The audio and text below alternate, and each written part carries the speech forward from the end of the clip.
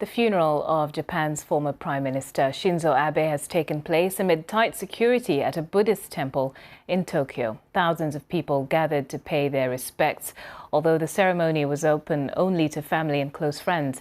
Mr. Abe was shot dead on Friday while he was speaking at a campaign event in the southern city of Nara. Rupert Wingfield-Hayes reports. Shinzo Abe's funeral was supposed to be a private affair, closed to all but family and close friends. But Japan's public had other ideas.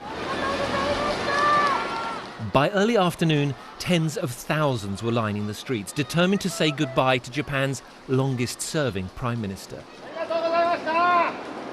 As the funeral cortege passed, they bowed their heads towards his widow, sitting in the front seat.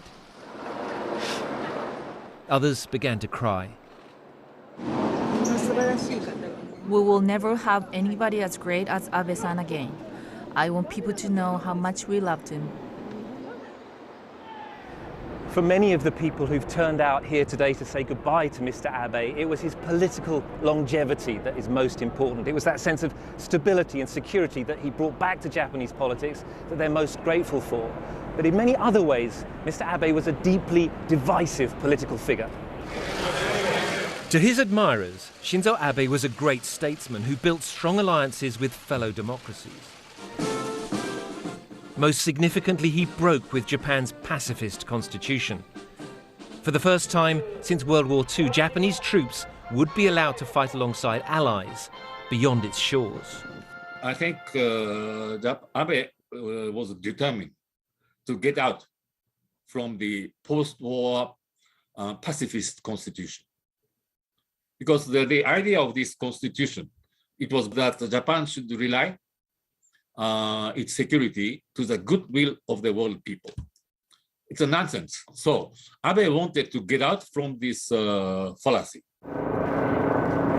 But critics say Mr. Abe's views on World War II history were deeply troubling.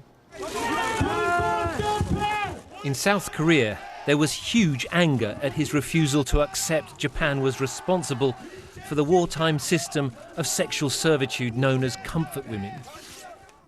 I think in terms of facing face-to-face with the fact of the history issues, I guess Mr. Abe is a revisionist, particularly on the issue of the comfort woman issue. I think it's become now a taboo to talk about it in Japan. Mr. Abe's legacy is far from being settled, but he led this country for longer than anyone else. And for that, people here are grateful. Rupert Wingfield-Hayes, BBC News in Tokyo.